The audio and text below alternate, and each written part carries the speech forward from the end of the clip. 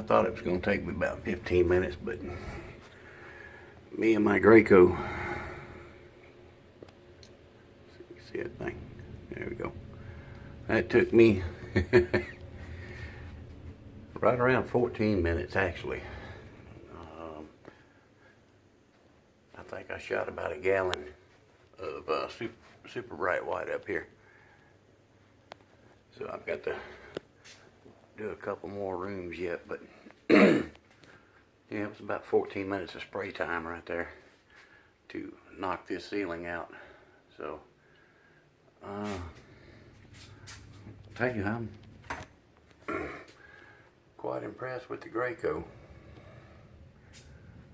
Smoke alarm's got to go back there. I just went ahead and taped it up and overshot it.